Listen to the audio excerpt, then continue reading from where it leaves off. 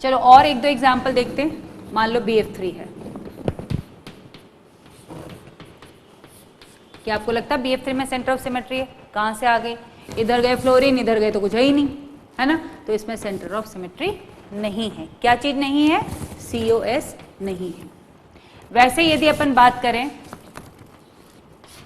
H2O, tetrahedral structure है, यहां पे भी आपको कोई सेंटर ऑफ सिमेट्री नहीं मिल रही है। पर यदि हम बात करें H2O2 में, तो यहां पर सेंटर ऑफ सिमेट्री है, यहां पे COS है ना? तो आप इन सारे स्ट्रक्चर्स को देख के समझ गए होंगे कि हमें COS और POS is plane of symmetry, COS is centre of symmetry. Now let's combine these two and let's see. Now we want to find out whether the following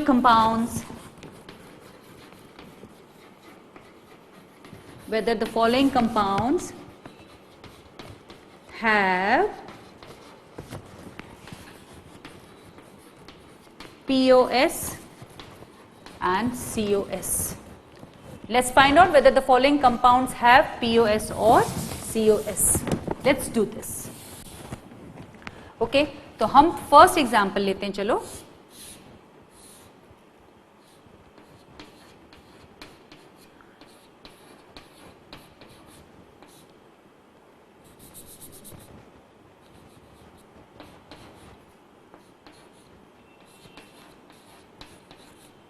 एक ये लिया, तो दूसरा हमको कौन सा लेना ही है?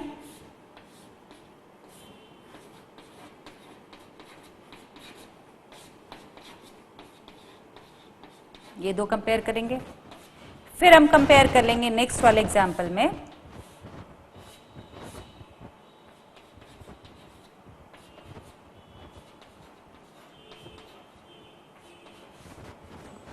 और फिर इसी का काउंटर पार्ट.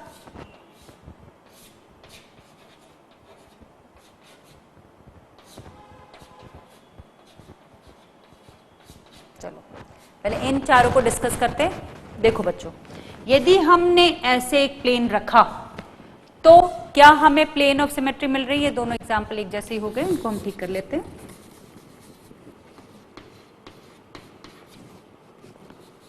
ये देखो, इनको देखो आप, यदि मैंने ऐसे एक प्लेन रखा तो आपको नहीं लग रहा है? देखो COH की इमेज बनी, COH H की इमेज बनी, H. तो इसमें क्या है? ये जो है वो क्या है? प्लेन ऑफ सिमेट्री मुझे दिख रही है, पर सेंटर ऑफ सिमेट्री तो मुझे कहीं से भी कहीं नहीं दिख रही है. सेंटर ऑफ सिमेट्री नहीं है. Is that clear? तो ना तो यहां पे सेंटर ऑफ सिमेट्री है और ना ही यहां पे प्लेन ऑफ सिमेट्री. अब इस केस में देखो, कहां है सेंटर ऑफ सिमेट्री? कहीं नहीं मिल रही मुझे. यहां ऐसा कोई पॉइंट नहीं मिल रहा है, क्योंकि इसमें यहां जहां गए वहां तो यहां है ही नहीं, और यहां पे मुझे प्लेन ऑफ सिमेट्री भी नहीं मिल रही है. तो ना तो यहां पे POS है और ना ही यहां पे COS है. तो अब यहां पे देखो, यहां पे POS भी नहीं है और COS भी नहीं है. यहां पे देखो, यहां पे भी दोनों चीजें नहीं हैं. आई होप यू अंडरस्टैंड हम कैसे देखते हैं. प्लेन ऑफ सिमेट्री ऐसी होनी चाहिए, कोई ऐसा प्लेन जो इस मॉलिक्यूल को 2 इक्वल हाफ्स में डिवाइड कर सके. तो सिर्फ इस वाले केस में हमको ऐसे मिला, बाकी ना तो इस केस में हमें प्लेन ऑफ सिमेट्री मिल रही, क्योंकि देखो यहाँ पे मिथाइल के सामने COH आ रहा है. कैसे मिलेगी प्लेन ऑफ सिमेट्री? भले H के सामने H आ रहा हो, पर मिथाइल के सामने COH, it can not be a plane of symmetry. यदि मैंने इस वाले प्लेन को लिया तो यहाँ तो मिथाइल के सामने हाइड्रोजन आ रहा है, हाइड्रोजन के सामने COH आ रहा है, इससे वहां पे कोई प्लेन ऑफ सिमेट्री नहीं है. और वैसे भी ट्रायंगल में तो सेंटर ऑफ सिमेट्री तो होनी भी नहीं है. इसके बाद अपन नेक्स्ट एग्जाम्पल यदि लें कि इसमें प्लेन ऑफ सिमेट्री है कि नहीं, तो हम पहला केस ये ले लेते हैं.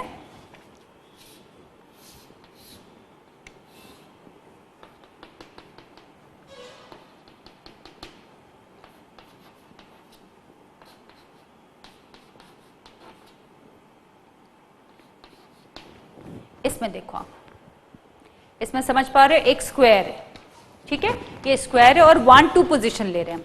यहाँ पे मिथाइल और हाइड्रोजन है, मिथाइल ऊपर हाइड्रोजन नीचे, यहाँ पे भी हम ऐसे देख रहे हैं मिथाइल ऊपर हाइड्रोजन नीचे, एक स्क्वायर है। तो मैं ऐसे यदि इसको ये ऐसे एक प्लेन लूंगी तो देखो मिथाइल की इमेज मिथाइल की दिख रही है, हाइड्रोजन की दिख रही है, इस कार्बन के सामने ये कार्बन दिख रहा है, तो ये मैं प्लेन ऑफ सिमेट्री ले सकती हूं। पर यहां से यदि मैं ऐसे कहीं भी जाऊं तो मुझे सेंटर ऑफ सिमेट्री तो नहीं मिल रही है, तो हम कहेंगे कि यहां पे सेंटर ऑफ सिमेट्री नहीं है। नेक्स्ट एग्जांपल यदि अपन लेते हैं तो मैं इसी को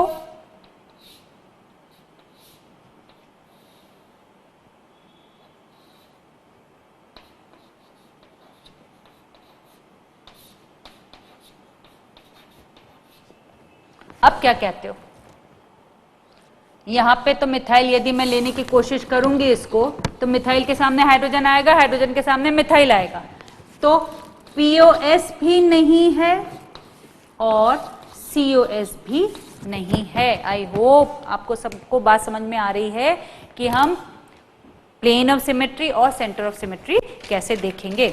अब नेक्स्ट यदि अपन ले लेते हैं इसी में, ये हमने अभी लिया 1 2 1 2 वाला केस ले लिया, अब अपन लेते हैं 1 3 वाला केस लेते हैं। यहां पे मैंने Cl लिया, यहां पे H लिया, यहां पे Cl लिया, यहां पे H लिया, ठीक है। तो अब आप इस चीज को ऐसे भी लिख सकते हैं, कई लोग इसको ऐसे भी लिखेंगे, जब ऐसे लिखेंगे तो शायद थोड़ा कंफ्यूजन हो,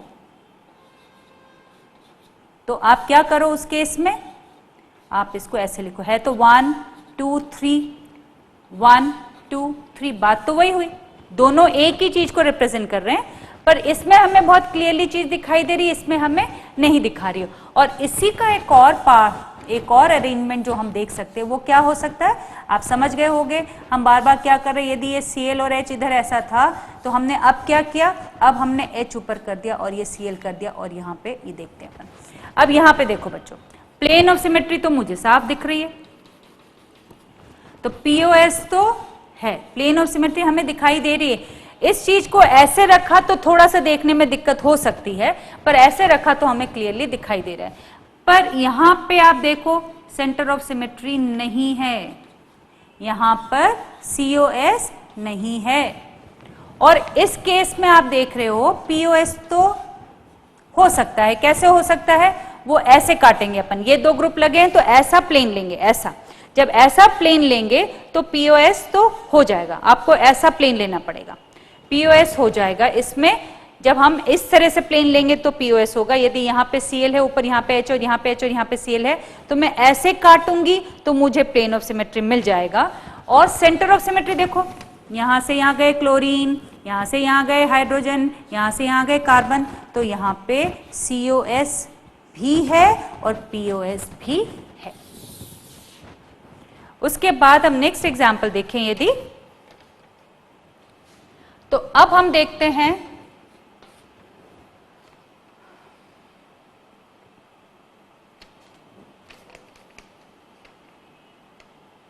चलो अब नेक्स्ट एग्जाम्पल अपन लेते हैं जहां पे अपने को कुछ डिफरेंट मिले।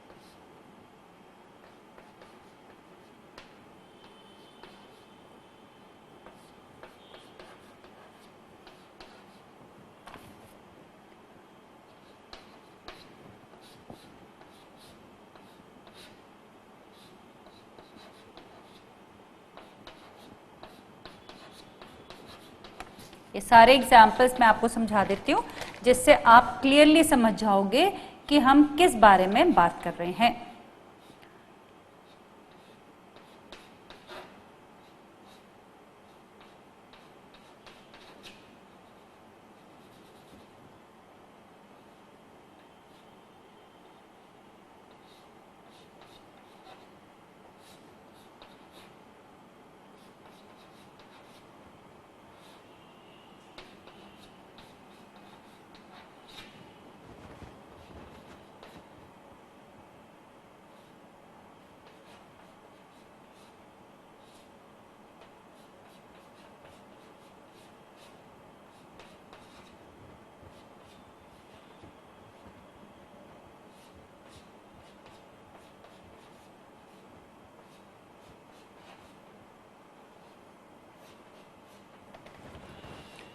चलो जी बच्चों, अपन ये देखें यहाँ पे, इसमें आपको क्या लग रहा है? ये तो मुझे लग रहा है कि यहाँ पे प्लेन ऑफ सिमेट्री है, ऐसे हो रहा है ना, इसकी मिरर इमेज ये हो, ये इसकी ये है, ये इक्वल हो गया, तो ये है, ये नहीं है। इसमें यदि देखो, भले सेम ग्रुप्स लगे हुए हैं, ये मिथाइल है पर एक वेज पे है, एक डैश पे, एक आगे जा रहा है, एक पीछे जा रहा है, तो यहाँ पे ना तो POS है और ना ही यहाँ पे COS है। इस वाले केस में आप देखो, ये मुझे लग रहा है प्लेन ऑफ सिमेट्री है, पर सेंटर ऑफ सिमेट्री नहीं दिख रही है। इस केस में आप देखो, इस केस में ना POS है ना COS है। अब इन चीजों से हम क्या कंक्लूजन निकाल पा रहे हैं? देखो आप, मैं अभी फर्स्ट 1 2 3 1 2 3 1 3 1 3 पोजीशन पे चल रही हूं।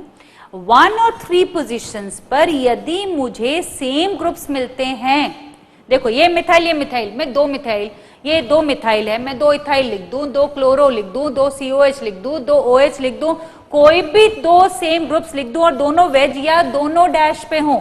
I hope you understand. यदि ये भी वेज पे है, ये भी वेज पे, मतलब एक दूसरे के बिल्कुल पीछे हैं, ये भी डैश पे है, ये भी डैश पे है, तो बिल्कुल एक दूसरे के पीछे हैं, तो हमें मिरर इमेज मिल जाएगी ना। इसलिए ऐसे वाले केसेस में हमें प्लेन ऑफ सिमेट्री मिलेगा। सेंटर ऑफ सिमेट्री तो हमें कहीं दिख ही नहीं रहा है। यहाँ पे आप स्ट्रक्चर देखो तो ही समझ जाते हो। और इस वाले केस में देखो, जब ये दोनों अलग अलग हैं, एक मिथाइल एक इथाइल है, एक क्लोरीन एक ब्रोमीन है, एक OH है, एक H है, एक COH है, एक NH2 है, इन सारे केसेस में जबकि ये दोनों सेम साइड पर है, दोनों वेज में है, आप देखो दोनों वेज में है, ये भी वेज है और ये भी वेज है, दोनों सेम साइड है, पर फिर भी मुझे प्लेन ऑफ सिमेट्री नहीं मिलेगा क्योंकि इसकी मिरर इमेज ये नहीं हो सकते। तो सेम ग्रुप्स सेम साइड पे हो तो प्लेन ऑफ सिमेट्री मिल सकता है, पर अलग अलग ग्रुप सेम साइड पे हो तो भी हमें प्लेन ऑफ सिमेट्री तो नहीं मिल सकता है। अब इस केस में आप देखो, इसमें यहां पे मैंने साइक्लोहेक्सेन लिया था 1 3 पोजीशन में, यहां मैं साइक्लोहेक्सेन ले रही हूं 1 4 पोजीशन में। इसमें मुझे आपको दिख रहा है, यहां पे मुझे प्लेन ऑफ सिमेट्री दिख रही है, यहां पे POS है पर COS मुझे नहीं दिख रहा है। इस केस में देखोगे ये रही प्लेन ऑफ सिमेट्री और यहां पे मुझे COS दिख रहा है, यहां पे मुझे प्लेन ऑफ सिमेट्री नहीं दिख रही है। प्लेन ऑफ सिमेट्री ऐसे हो सकती है, प्लेन ऑफ सिमेट्री ऐसे हो सकती है और COS भी हो सकता है। I hope you understand. यदि मेरे पास साइक्लोहेक्सेन है मान लो और यहाँ पे 2 ग्रुप्स लगे हैं, तो मैं ऐसे के ऐसे काट दूंगी तो मुझे प्लेन ऑफ सिमेट्री मिल रहा है। और इस केस में मुझे सेंटर ऑफ सिमेट्री भी मिल रहा है। 1 2 में मुझे, जब मैंने साइक्लोहेक्सेन के फर्स्ट और सेकेंड ग्रुप पे सब्स्टिट्यूएंट्स लिए थे तो मुझे कहीं पे भी COS नहीं मिल रहा था, पर यदि मैं 1 और 4 पोजीशन पे ले रही हूँ, फर्स्ट एंड फोर्थ पोजीशन पे सब्स्टिट्यूएंट्स डाल रही हूँ, तो किसी केस में मुझे COS मिल रहा है, किसी में नहीं मिल रहा है। POS मुझे दोनों केस में मिल रहा है, यहाँ पे मुझे POS दोनों केस में मिल रहा है क्योंकि ये एक दूसरों के ऑपोजिट साइड पे है, तो मैं ऐसे के ऐसे काट सकती हूँ। यदि ये 2 एंड्स पे हैं तो हम ऐसे कैसे काट सकते हैं, इसलिए यहाँ पे मुझे दोनों ही केस में POS मिला। इस केस में मुझे COS नहीं मिला, पर इस केस में मुझे सेंटर ऑफ सिमेट्री मिल रहा है। अब यहाँ पे आप देखो, यहाँ पे हमारे पास प्लेन ऑफ सिमेट्री तो मुझे कहीं पर भी नहीं दिख रहा है क्योंकि ग्रुप्स बहुत अलग अलग चल रहे हैं सारे। तो प्लेन ऑफ सिमेट्री तो मुझे दोनों ही केस में नहीं मिल रहा है। आप ध्यान से देखो, आपको कहीं प्लेन ऑफ सिमेट्री नहीं मिल रहा है।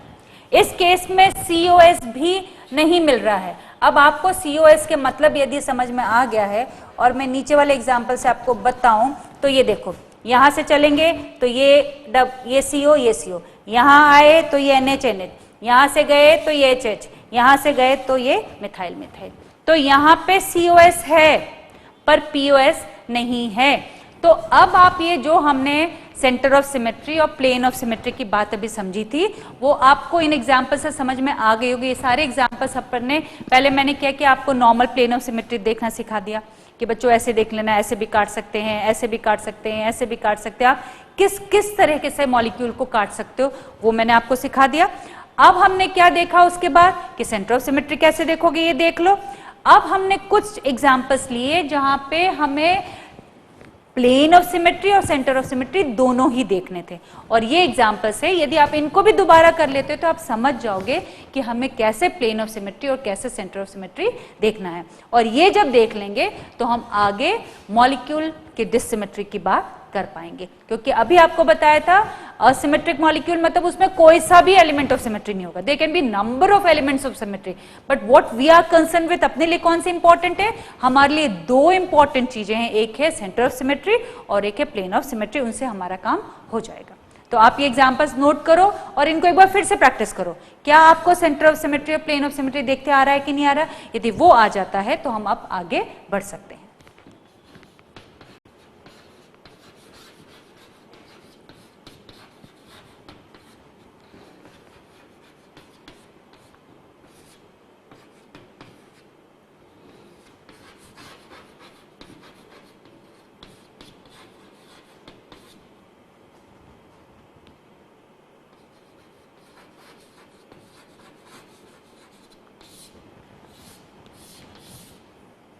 मैं आपको बार बार दो टर्म यूज कर रही हूं, असिमेट्रिक एंड डिससिमेट्रिक। असिमेट्रिक का मतलब है no elements of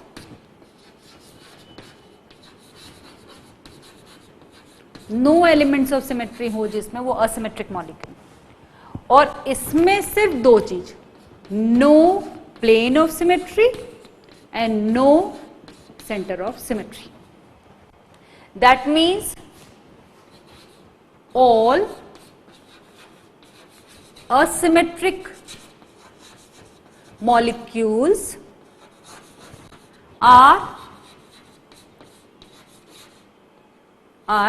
dissymmetric, but all asymmetric molecules are dissymmetric, but all dissymmetric molecules are not asymmetric।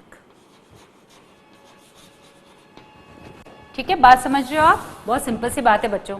क्या है इसमें? हमने बस याद ये रखना है कि डिससिमेट्रिक मॉलिक्यूल किसको बोलेंगे भैया? जिसमें प्लेन ऑफ सिमेट्री नहीं है और जिसमें सेंटर ऑफ सिमेट्री नहीं है, वो डिससिमेट्रिक।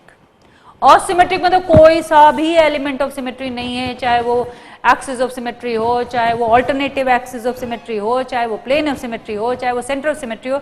ऐसे कुल मिला के 23 एलिमेंट्स ऑफ सिमेट्री होते हैं, वो कोई से भी नहीं है। इतने एलिमेंट्स ऑफ सिमेट्री कौन देखेगा? और हमारे लेवल पे, जिस लेवल पे अपन काम कर रहे हैं, उस लेवल पे इतने एलिमेंट्स ऑफ सिमेट्री देख के टोटल कंफ्यूजन होने वाला है। तो हमारे लिए क्या इंपॉर्टेंट है कि हम तो ये दो देख लें, हम ये देख लें कि मॉलिक्यूल डिससिमेट्रिक है कि नहीं।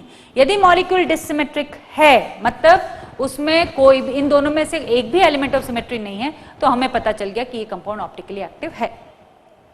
ठीक है, तो जब सारे एलिमेंट्स ऑफ सिमेट्री आ गए तो उसमें ये दोनों भी आ गए। इससे हम कहेंगे कि ऑल असिमेट्रिक मॉलिक्यूल्स डिससिमेट्रिक तो होंगे, पर सारे के सारे डिससिमेट्रिक मॉलिक्यूल्स असिमेट्रिक कैसे हो सकते? क्योंकि डिससिमेट्री में तो सिर्फ दो एलिमेंट्स ऑफ सिमेट्री देखना, असिमेट्रिक में तो सारे एलिमेंट्स ऑफ सिमेट्री देखना है ना।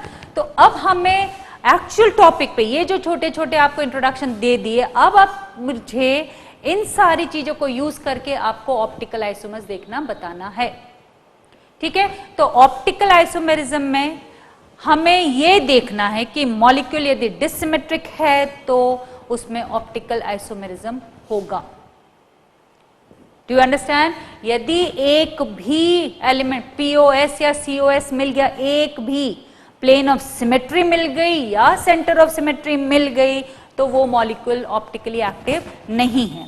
देखो होता क्या है, जब हम कायरलिटी की बात करते हैं,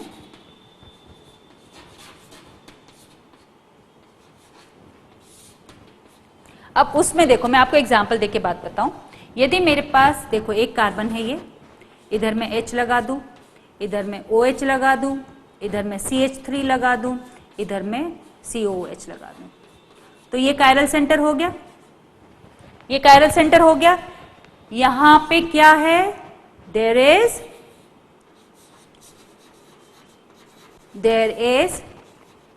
अ chiral centre, there is a chiral center in the molecule, there is a chiral center in the molecule, इसलिए ये ऑप्टिकली एक्टिव है, therefore it is optically active, this is optically active। इसको यदि मैं प्रॉपरली ऐसे लिखूं,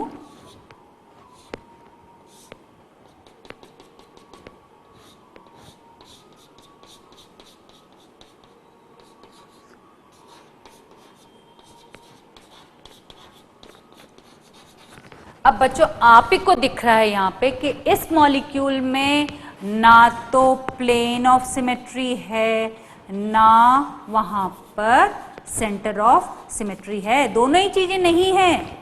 तो यदि दोनों चीजें नहीं है तो फिर तो ऑप्टिकली एक्टिव उसने होना ही है। तो हम इन दोनों को इस बात से भी रिप्लेस कर सकते हैं कि यदि किसी मॉलिक्यूल में एक कायरल सेंटर है तो वो ऑप्टिकली एक्टिव होगा, क्योंकि उसमें POS और COS नहीं होगा। और इसी चीज को यदि मैं आगे बढ़ाऊं तो आप देखो, मैं इसी की मिरर इमेज बना देती हूं अभी।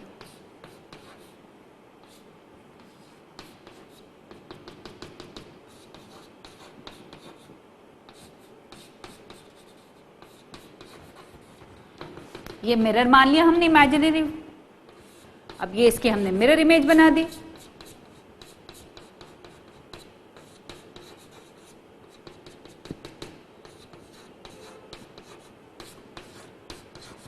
अब आप देखो, इसको इसके ऊपर उठा के रखोगे ऐसे, जब हम इसको ऐसे नहीं करते, जब हम सुपर इम्पोजिबिलिटी देखते हैं ना, तो हम एक स्ट्रक्चर को ऐसे उठा के रखते हैं।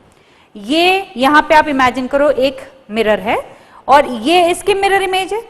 अब सुपर इम्पोजिबिलिटी कैसे देखते हैं, हम इसको उठा के इस पे रखते हैं, ये देखो सुपर इम्पोज नहीं हुआ, ये सुपर इम्पोज नहीं हुआ। तो यदि ऐसे ही यदि हम देखें कि इसको उठा के यदि मैं इस पे रखती हूं तो ये नॉन सुपर इम्पोजेबल है। आप देख लो, H के ऊपर H भले आ रहा हो पर CH3 OH के ऊपर आएगा, ये वाला OH CH3 पे आएगा, मतलब ये non super imposable mirror images हैं एक दूसरे की। इसलिए ये दोनों ऑप्टिकली एक्टिव हैं, ये दोनों होते हैं 1 and 2, these two are non superimposable mirror images of each other. 1 and 2 are non superimposable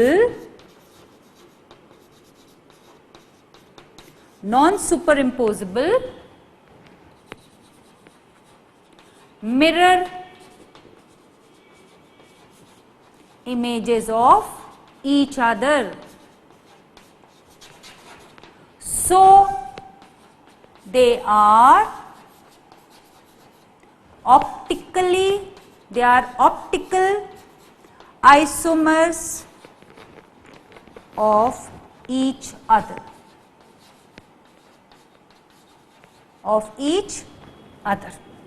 One of them is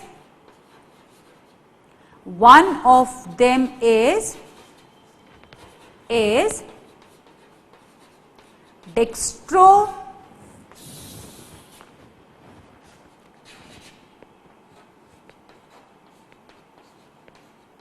rotatory, which is represented by small d और positive sign किसी एक चीज से, and the other one is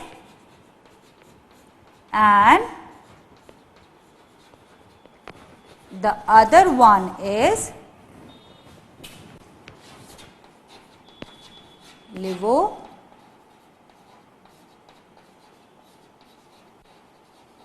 levorotatory means या तो उसको small L से represent करेंगे या फिर माइनस साइन से रिप्रेजेंट करेंगे. And 1 and 2 form an enantiomeric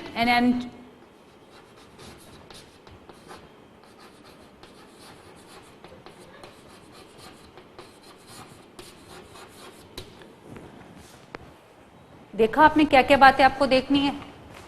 ये बहुत सारी चीजों का ऑटोमेटिक आउटकम है. यदि मेरे को ये कार्बन कायरल सेंटर मिल गया था तो मतलब उसमें प्लेन ऑफ सिमेट्री नहीं है, सेंटर ऑफ सिमेट्री नहीं है. इसलिए इसका एक ऑप्टिकल आइसोमर होगा जो कि इसकी मिरर इमेज ही होगा, पर वो non super imposable mirror image होंगे. और ऐसे non super imposable mirror images of each other जो होते हैं उनमें से एक डेक्स्ट्रोरोटेटरी होता है, एक लिवोरोटेटरी होता है. डेक्स्ट्रोरोटेटरी का मतलब ये होता है कि जब हम इसके इन दोनों में से एक कंपाउंड के सॉल्यूशन में से प्लेन पोलराइज लाइट पास करेंगे तो वो उसके प्लेन को राइट की तरफ रोटेट कर देगा, इसलिए हम उसको बोलेंगे डेक्स्ट्रोरोटेटरी. फिर हम दूसरे कंपाउंड का सॉल्यूशन बनाएंगे, उसको पोलैरिमीटर ट्यूब में डालेंगे, उसमें से प्लेन पोलराइज लाइट पास करेंगे तो वो उसको शिफ्ट कर देगा लेफ्ट की तरफ. उस प्लेन पोलराइज लाइट के प्लेन को लेफ्ट की तरफ रोटेट करेगा तो हम उसको बोलेंगे लिवो रोटेटरी कंपाउंड है ये. और ये जो कॉम्बिनेशन है जो एक दूसरे के non super imposable mirror images होते हैं, दोनों ऑप्टिकली एक्टिव भी होते हैं, उसको हम बोलते हैं ये एनांशियोमेरिक पेयर है. ये एक दूसरे के ऑप्टिकल आइसोमर्स हैं या दोनों एक दूसरे के एनांशियोमेरिक पेयर्स हैं. Is that clear? ऐसे हम कोई भी एग्जाम्पल ले सकते हैं. जो हमने एग्जाम्पल नंबर 1 लिया, अब हम ऐसा कोई भी एक और केस ले लेते हैं. अपन यहाँ पे H ले लो, यहाँ पे CH3 ले लो, यहाँ पे C2H5 ले लो और यहाँ पे आप ले लो C3H7. ये हो जाएगा लोएस्ट एल्केन जो ऑप्टिकल आइसोमर दिखा सकता है. ये लोएस्ट मॉलिक्यूलर मास एल्केन है जो ऑप्टिकल आइसोमेरिज्म शो कर सकता है. तो आप क्लियरली देख सकते हो क्योंकि ये कायरल सेंटर है यहाँ पे, उसमें प्लेन ऑफ सिमेट्री नहीं है, उसमें सेंटर ऑफ सिमेट्री नहीं है.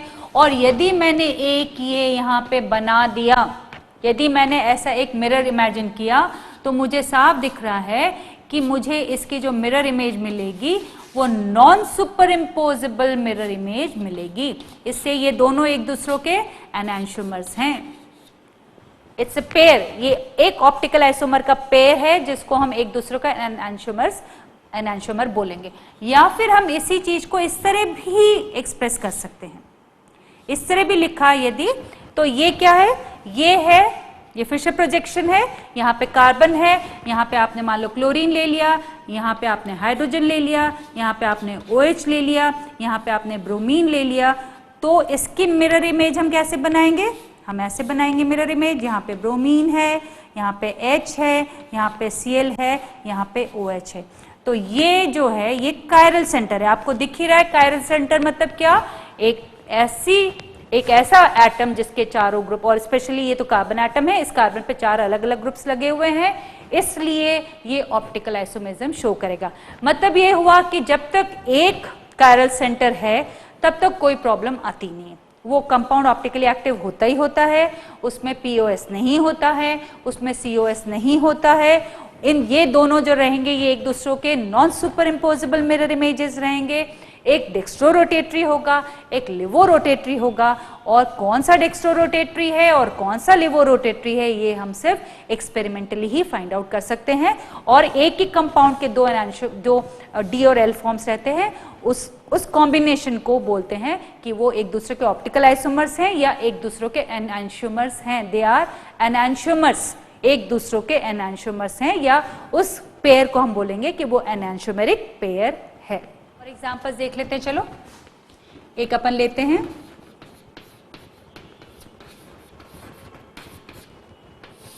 Lactic acid. लैक्टिक एसिड क्या होता है?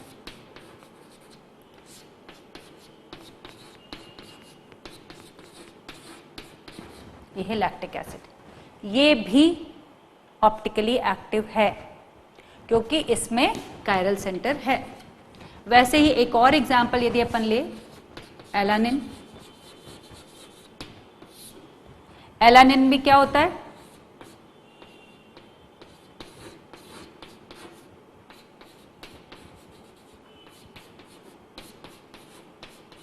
यहां पे भी कायरल सेंटर है, इससे ये भी ऑप्टिकली एक्टिव है। इससे और एग्जाम्पल यदि अपन देखें, मान लो मैंने आपको ऐसा एक एग्जाम्पल दे दिया,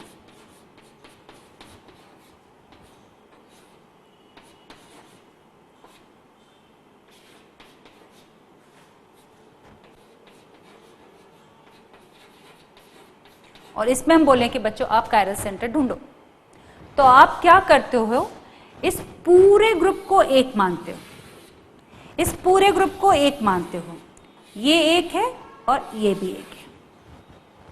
अब ये आप देखो चारों ग्रुप्स अलग अलग हैं, हम ये पूरे को एक मानेंगे, ऐसे अकेले इसको नहीं देखेंगे, पूरा जितना भी अपने पास बचा है पूरे को एक मानेंगे। तो एक केरा ग्रुप, एक केरा, एक केरा, एक केरा, आपको साफ दिख रहा है कि वो चारों अलग अलग ग्रुप्स हैं, इसलिए ये सारे के सारे ऑप्टिकल आइसोमर्स बनाएंगे, इन सब के ऑप्टिकल आइसोमर्स होते हैं। इसका मतलब यदि ये है तो इसकी एक ऐसे मिरर इमेज वाला कंपाउंड भी है, एंड वो दोनों आपस में non super imposable mirror images होंगे। वैसे ही इसकी भी एक मिरर इमेज होगी, इसकी भी एक मिरर इमेज होगी जो नॉन सुपर इम्पोजेबल होगी, और उन दोनों कंपाउंड्स में से एक डेक्स्ट्रोरोटेटरी होगा और एक लिवोरोटेटरी होगा। अब ये जो एनैंटियोमर्स रहते हैं, इनमें आपस में प्रॉपर्टीज में क्या रिलेशन होता है, यदि मैं बात करूं, किस किस की बात करूं, मैं अभी यहां पे चलो हेडिंग डालती हूं कि प्रॉपर्टीज ऑफ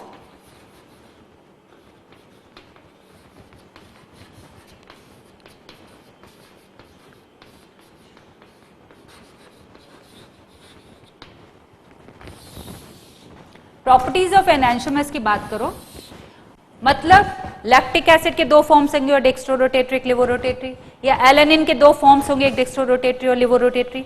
वो जो पेयर है एनैंटियोमेरिक पेयर्स, उनमें यदि हम बात करें मॉलिक्यूलर फॉर्मूला, क्या कहते हो आप लोग, मॉलिक्यूलर फॉर्मूला सेम होगा? हाँ सेम होगा ना, तभी तो वो आइसोमर्स हैं, ठीक है।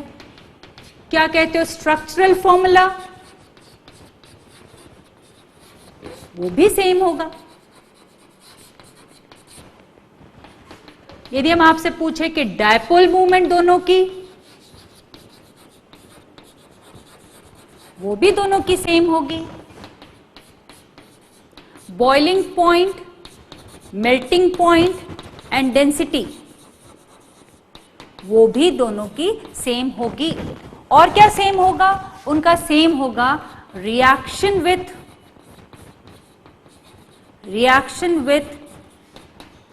ऑप्टिकली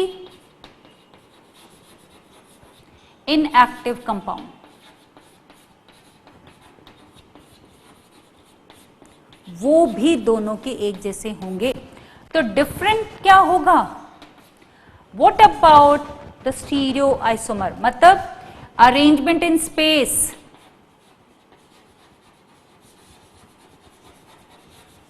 अरेंजमेंट इन स्पेस, इसको क्या बोलते हैं? Spatial arrangement.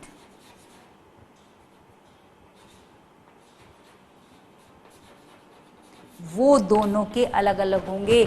जब अपन स्ट्रक्चर बनाते, देखो ना पोजीशन सेम है, सब कुछ तो सेम है, बस वो अरेंज्ड कैसे हैं, कौन सा लेफ्ट हैंड साइड में ग्रुप लिखा था, कौन सा राइट हैंड साइड में लिखा था, कौन सा ऊपर लिखा था, कौन सा नीचे लिखा था, यही अरेंजमेंट, जो आसपास का स्पेस में अरेंजमेंट है वो अलग हो गया, उसी के कारण स्टीरियो आइसोमर बनते हैं, चाहे वो ज्योमेट्रिकल आइसोमर हो चाहे वो ऑप्टिकल आइसोमर हो। वो स्पेस में एटम्स के या ग्रुप्स का अरेंजमेंट अलग होने के कारण जो बनते हैं उनको हम बोलते हैं स्टीरियो आइसोमर्स, और ऑप्टिकल आइसोमर भी उसमें से एक है।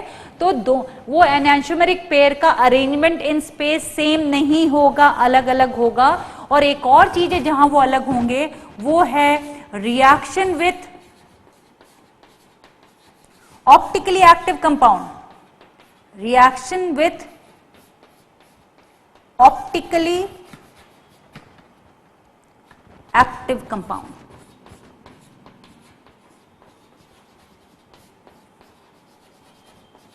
वो सेम नहीं होगा। तो मैं बात कर रही हूं यदि मेरे पास एक एनांशियोमेरिक पेयर है, किसी का भी एनांशियोमेरिक पेयर हो सकता है, और अब आप बिल्कुल क्लियर हो चुके हो कि जब मैं बात करती हूं एनांशियोमेरिक पेयर की, इसका मतलब मैं एक ऐसे कंपाउंड की बात करती हूं जिसके दो फॉर्म्स हैं, दोनों फॉर्म एक दूसरे के मिरर इमेजेस हैं, वो मिरर इमेजेस एक दूसरे के ऊपर सुपर इम्पोज नहीं हो सकती हैं, एक डेक्स्ट्रोरोटेटरी है, एक लिवोरोटेटरी है, तो उनका मॉलिक्यूलर फॉर्मूला सेम है, उनका स्ट्रक्चरल फॉर्मूला सेम है, उनका डायपोल मोमेंट सेम है, उनका बॉइलिंग पॉइंट, मेल्टिंग पॉइंट और डेंसिटी सेम है, उनकी reaction with optically inactive compound same है, बट उनका स्पेस में अरेंजमेंट अलग अलग है, और उनकी reaction with some optically active compound भी अलग अलग होगा। यही दो पॉइंट्स है जहां पे ऑप्टिकल आइसोमर्स एक दूसरों से अलग होते हैं। ठीक है, अब एनांशियोमेरिक पेयर की बात हो गई, एनांशियोमर्स की बात हो गई, तो अब हमें नेक्स्ट जो बात करनी चाहिए वो हमें बात करनी चाहिए कि रेसिमिक मिक्सचर क्या चीज होती है।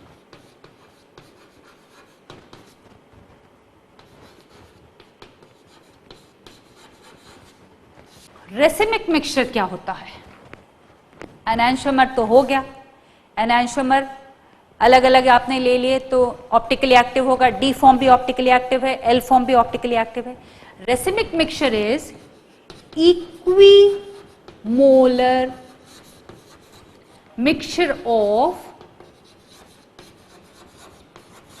of D and L forms of a compound.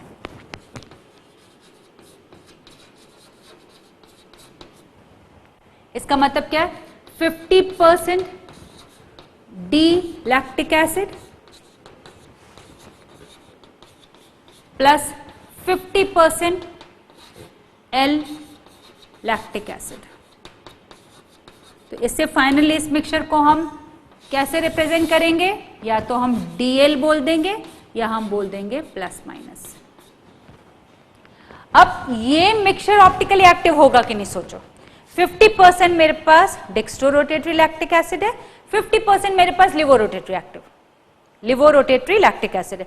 अब ये मिक्सचर लेके उसमें से मैंने प्लेन पोलराइज लाइट पास करी, तो क्या ये प्लेन पोलराइज लाइट के प्लेन को रोटेट करेगा? सोच के देखो। यदि आप सोचते हो तो आप बोलोगे कि ये मिक्सचर तो ऑप्टिकली इनएक्टिव है। This mixture is optically inactive. Can you guess why? Active, inactive due to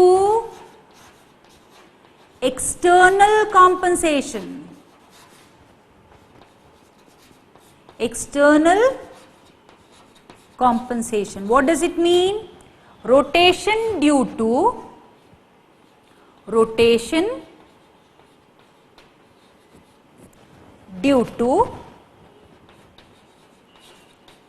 50% D form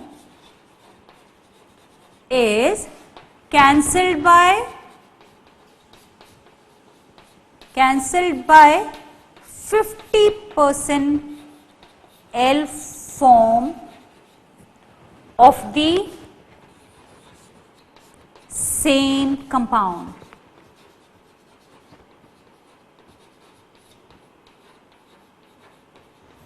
Of the same compound. ऐसे मिक्सचर को हम बोलेंगे वो तो रेसिमिक मिक्सचर है।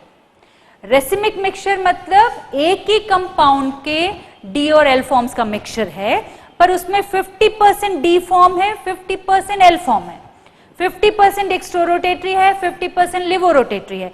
तो फाइनली हमें ऑप्टिकल एक्टिविटी नहीं दिखाई देगी। एक हाफ का रोटेशन दूसरे हाफ के आधे मॉलिक्यूल्स का रोटेशन दूसरे आधे मॉलिक्यूल्स के रोटेशन को कैंसिल कर देगा और plane polarise light as it is pass हो जाएगी, उसमें कोई रोटेशन नहीं होगा। तो ऐसा मिक्सचर कहलाता है रेसिमिक मिक्सचर। और रेसिमिक मिक्सचर जो रहता है वो ऑप्टिकली इनएक्टिव होता है, ये ऑप्टिकली एक्टिव नहीं होता। नेचुरल सी बात है, आधों ने इधर घुमा दिया, आधों ने इधर घुमा दिया, तो भैया ठीक है वहीं के वहीं खड़े हैं। समझ रहे हो? इसलिए ये जो रहेगा ना रेसिमिक मिक्सचर, ये ऑप्टिकली इनएक्टिव होगा। और हमने एक्सटर्नल कॉम्पनसेशन बोला है क्योंकि मॉलिक्यूल के अंदर कुछ नहीं हो रहा है, आधे मॉलिक्यूल्स ने इधर घुमा दिया, आधों ने इधर घुमा दिया, इसलिए हमने उसको एक्सटर्नल कॉम्पनसेशन बोला है। इंटरनली कुछ भी नहीं हो रहा, मॉलिक्यूल के अंदर थोड़ी कुछ हो रहा है, वो तो सारे मॉलिक्यूल्स आधे ऐसे थे आधे ऐसे थे, इसलिए ऐसा हुआ। पर इंटरनली कुछ भी नहीं हो रहा, ये एक्सटर्नल कॉम्पनसेशन ही कहलाएगा। इसलिए जो रेसिमिक मिक्सचर है वो इंटरनल नहीं, एक्सटर्नल कॉम्पनसेशन के कारण ऑप्टिकली इनएक्टिव है।